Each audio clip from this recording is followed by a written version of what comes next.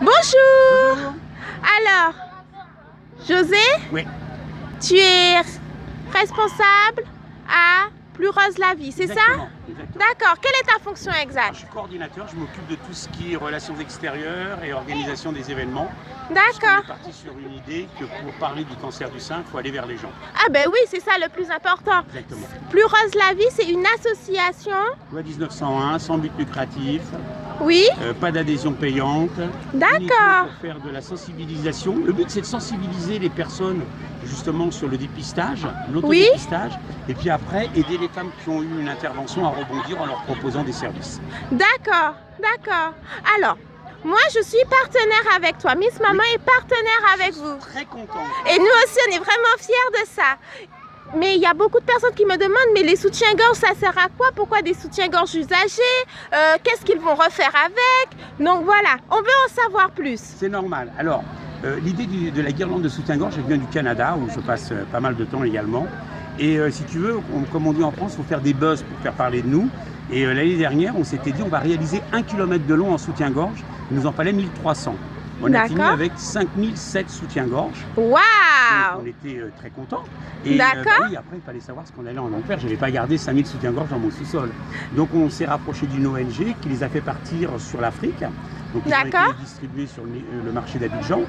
Et puis, cette année, on récidive, sauf qu'on voudrait se rapprocher des 6-7 000 soutiens-gorge. Et la collecte se fait sur toute la France. Donc, on a des partenaires un peu partout. Donc, les gens récupèrent les soutiens-gorge. Nous, on les ramasse. Et après, on a trouvé un transporteur qui va les emmener en Moldavie, puisqu'on a décidé un petit peu de changer de continent. D'accord, donc en Moldavie, qu'est-ce qui va se passer une fois que nos soutiens-gorge seront récoltés? Qu'est-ce qui va se passer en Moldavie? Et là, on les donne à une ONG sur place qui va les distribuer aux femmes qui n'ont pas les moyens de s'acheter des soutiens-gorge. Et surtout, on va leur expliquer ce qu'on ne fait pas en France, c'est que 80% des personnes ne portent pas la bonne taille en soutien-gorge.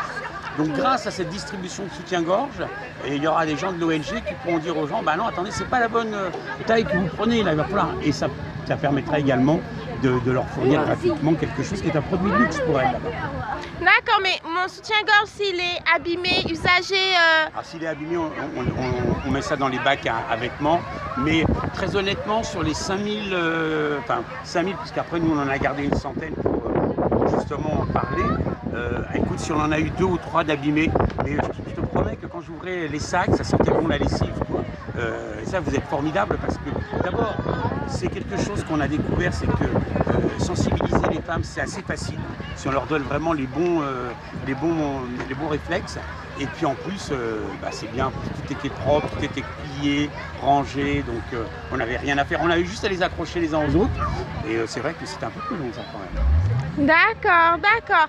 Alors moi je vois une petite affiche qui est écrit « Je suis merveilleuse, toujours radieuse, persévérante, exceptionnelle, inventive et pas naïve, courageuse, plutôt curieuse, toujours partante, séduisante, bienveillante et aussi magicienne, je suis une femme. » Moi je dirais je suis Miss Maman. Ah super, merci. Non, vraiment, merci. Cette description est assez logique. Et alors, si tu peux venir jusqu'ici, je vais quand même donner un privilège.